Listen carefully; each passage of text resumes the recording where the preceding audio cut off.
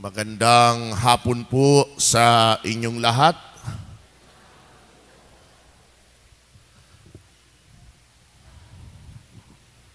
Sa ngalan ng Ama, ng Anak, at ng Espiritu Santo. Amen. Amen.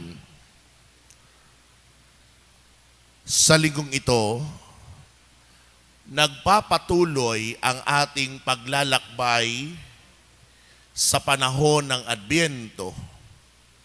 Maalala ninyo, nabanggit ko sa inyo nung nakarang linggo, na ang panahong ito ay panahon na kung saan pinaghahandaan natin ang manunubos na darating.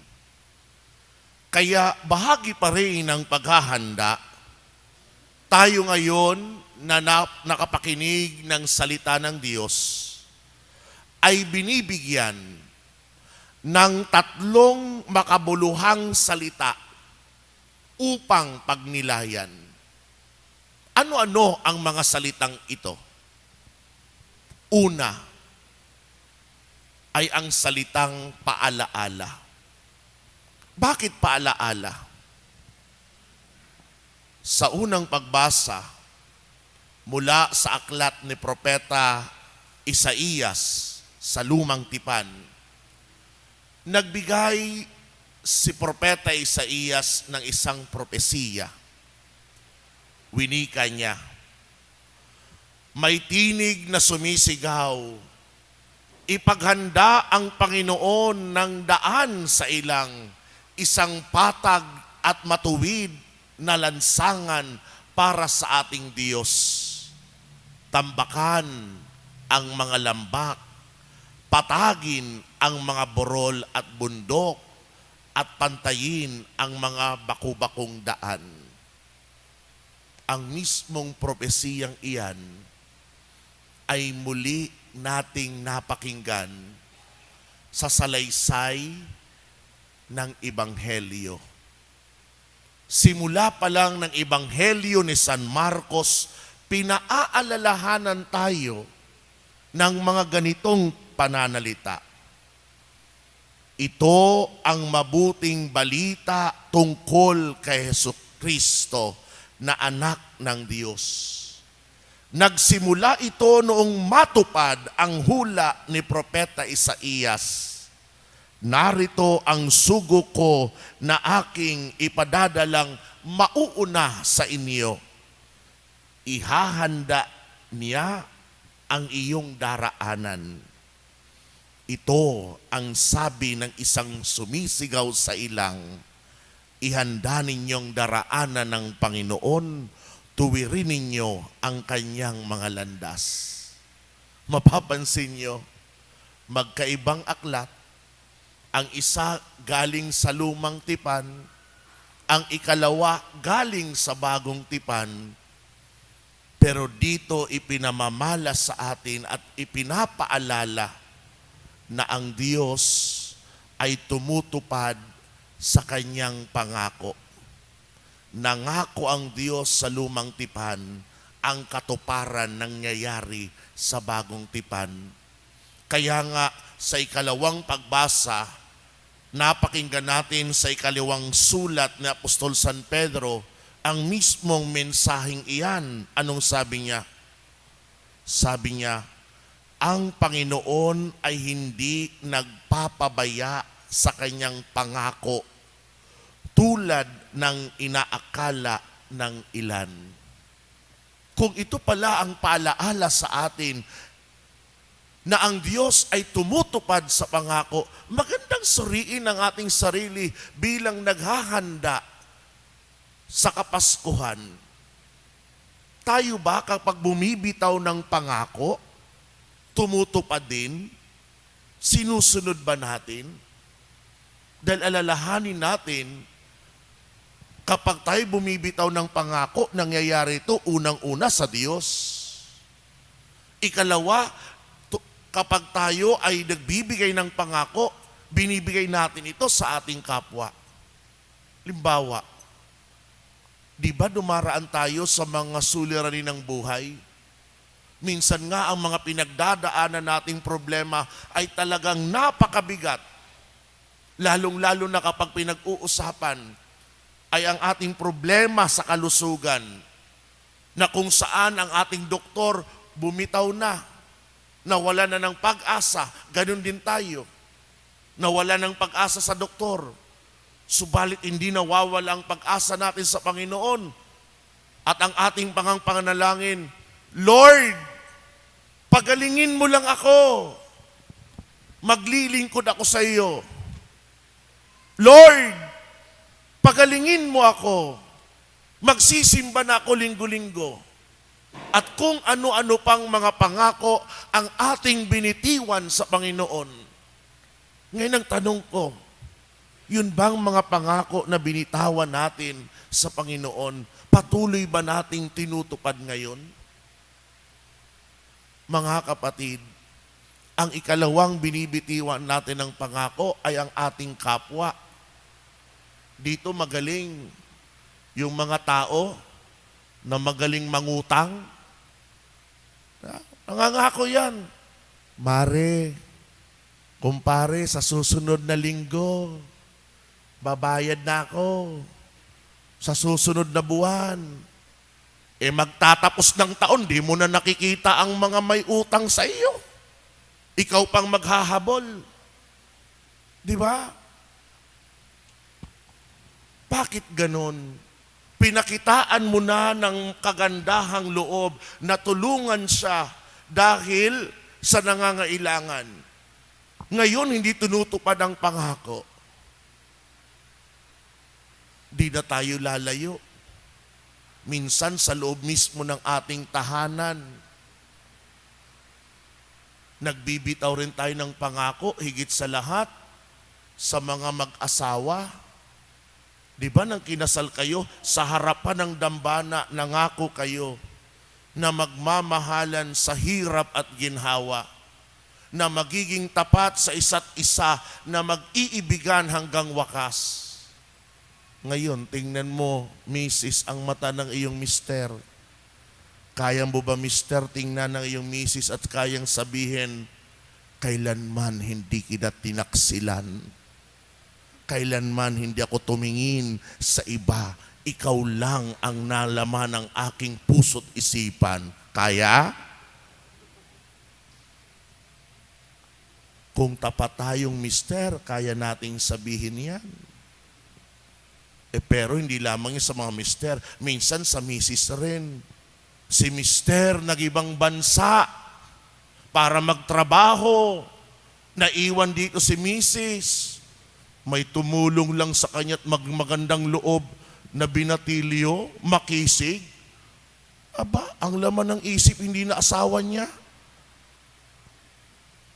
Mahiya naman tayo, nangako tayo na magmamahalan. Kaya ang ganda ng unang salita na ito, habang tayo naglalakbay bilang naghahanda sa Pasko, pinapaalalahanan tayo. Ikalawang salita, paanyaya. Bakit paanyaya? Dahil matapos ipakilala si Juan ni San Marcos, sinabi niya ngayon sa Ebanghelyo, at dumating nga sa ilang si Juan, nagbibinyag at nangangaral, sinabi niya sa mga tao, pagsisihan ninyo talikdan ang inyong mga kasalanan at pabinyag kayo upang kayo'y patawarin ng Diyos. Ang mga panalitang iyan ni San Juan ay pananalita ng paanyaya sa mga taga-Judea, sa mga taga-Jerusalem, at ngayon, paanyaya sa bawat isa sa atin, na kung tayo man ay merong mga kahinaan, pagkukulang, pagkakamali, kaya hindi natin natutupad ang ating mga binitiwang pangako sa Diyos, sa asawa, sa kapwa, inaanyayahan tayo na magbalik loob. Inaanyayahan tayo na pagsisihan ang ating kasalanan. Ang mismong temang iyan ng paanyaya ay nilalaman rin ng liham ni Apostol San Pablo sa ikalawang pagbasa na ating napakinggan. Anong sabi niya? Binibigyan niya ng pagkakataon ang lahat na makapagsisi at magbalik loob sa Diyos, sapagkat hindi niya nais na kayo'y mapahamak. Ang panahon nito ng paghahanda ay panahon na kung saan inaanyayahan tayo magbalik loob, magsisi, humingi ng tawad. At para sa atin, bilang mga Kristiyanong Katoliko, isang pamamaraan ng pagsisisi at paglilinis ng sarili at wala ng iba kung hindi ang dumulog sa sakramento ng kumpisal. Let us realize the weight of our sin. Lalong-lalo na nagsisimba tayo at sa ating pagsisimba, pagdating ng komunyon, pipila tayo na minsan din natin na namamalayan. Kailan tayo huling nangumpisal? 2 taon, 5 taon, 8 taon, 10 taon, and yet here we are, nasa pila na para bang walang sala, and that's the problem right now. We lost the sense of sin in us. Alam pa ba natin na nagkakamali tayo at nagkakasala tayo? O talagang isinasantabi natin yan? Napakaganda ng paalaala sa atin nitong nakaraang 2 linggo. Pinagdiwang natin ang dakilang kapistahan ng mahal na ina, Immaculada Concepcion. Sa kapistahang ito, muli ipinababatid sa atin na kahit ang mahal na birhen, yamang siya ay magdadalang tao sa manunubos. Siya mismo na nasa sinapupunan pa lamang ni Santa Ana, at the moment of conception, ninais ng Diyos na wala siyang bahid ng kasalanan at mamuhay at manatiling walang kasalanan dahil ang Diyos ay papa sa kanya. Ninais ng Diyos ihanda si Maria. Tayo, naroon bang pagnanais natin na yamang tayo ay tatanggap ng komunyon?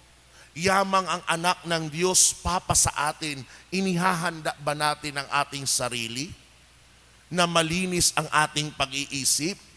Na dalisay ang ating puso at kalooban? Paano tayo naghahanda para tanggapin ang Panginoon na Papa sa atin? Yan ang dahilan kung bakit ang ikalawang salita ay paanyaya ng pagbabagong buhay. Ikatlong salita, panawagan. Nagpatuloy si San Marcos na ipakilala si Juan Bautista. Saan siya naroroon? Ano ang kanyang kasuotan? Ano ang kanyang kinakain habang nasa ilang? At dito nabanggit ni San Marcos sa kanyang salaysay, laging sinasabi ni Juan sa kanyang pangangaral, darating na kasunod ko ang isang makapangyarihan kaysa akin, ni hindi ako karapat-dapat magkalag ng tali ng kanyang mga panyapak. Binibinyagan ko kayo sa tubig, ngunit bibinyagan niya kayo sa Espiritu Santo. Sa pamagitan ng mga pananalitang iyan, si Juan ay nananawagan. Yan ang ikatlong salita, panawagan. Ang panawagan ni Juan na paririto ang ating tagapagligtas, at iyon ay tiyak. Kaya nga maging si San Pedro sa kanyang liham na ating napakinggan sa ikalawang pagbasa, anong sabi niya? Ngunit ang araw ng Panginoon ay darating na tulad ng isang magnanakaw. Ibig sabihin, walang nakakaalam. Pero tiyak na darating at dapat nating paghandaan. Maalala nyo nung nakaraang linggo, isa sa paanyaya sa ating paghahanda ay ang pananabik. Naririyan nga ba yan sa atin? Nais kong ibahagi sa inyo ang isang kwento mula sa isang batang santo ng simbahan na nasa 11 o 12 taong gulang. Ang pangalan ay si Dominic Savio. Si Dominic Savio ay isang sakristan at tinuturuan ni Saint John Bosco. Kahanga-hanga sa batang ito dahil yamang siya'y natutuon na maghanda ng gamit sa misa. Kapag naihanda niya ang kalis, nilalagyan niya ito ng puting tela. Ang tawag nun ay purificator. Susundan, ilalagay niya, ipapatong sa purificator ang maliit na platito o ang tawag nun ay paten. At doon naman ipapatong ang tinatawag na big host, ang tinapay na gagamitin. Pero bawat paghanda niya, hindi alam ng kanyang makasama na hinahalikan niya ang piraso ng tinapay bago ipatong sa paten. Minsan, nahuli siya ng nakatatanda niyang kapatid sa congregation. Tinawag ang kanyang pansin, "Dominic, anong ginagawa mo?" Sagot ni Dominic, "Hinahalikan ko ang tinapay na ito." "Bakit?" tanong ng kanyang nakakatandang pakapatid. Ito ang sagot ni Dominic na nakakatawag ng pansin. Sabi niya, "Hindi ba turo sa atin na ang piraso ng tinapay na ito, kapag ginamit at nabanggit ang mga salita sa misa, ang piraso ng tinapay na ito nagiging katawan ni Kristo? Ibig sabihin, si Kristo ay nananaog sa maliit na tinapay na ito. Ang gusto kong mangyari, kapag si Kristo ay pumarito, ang una niyang matanggap ay ang mga matatamis kong halik." 11, 12 years old na bata. Yun ang sagot. Kaya di malayo na talagang naging santo ang batang ito. Tayo mga kapatid, kung alam natin na ang Panginoon ay paririto, ano ang ating ginagawa? Tayo ay inaanyayahan, tayo ay nakarinig ng panawagan ni Juan na panabikan ng pagparito ni Jesus. 3 makabuluhang salita ang binibigay sa atin ngayong linggo. Number 1, paalaala na ang Diyos tumutupad sa pangako. Sana kapag bumitaw tayo ng pangako, maging masunurin din tayo. Ikalawang salita, paanyaya. Tumatawag si Juan sa atin, talikuran ang ating kasalanan at magbagong buhay. Ikatlong salita, panawagan. Yamang ang Panginoon ay tiyak na paririto, paghandaan natin at panabikan upang ang ating Pasko na ipagdiriwang ay maging mas makahulugan. Amen. Sa ngalan ng Ama, ng Anak, at ng Espiritu Santo. Amen.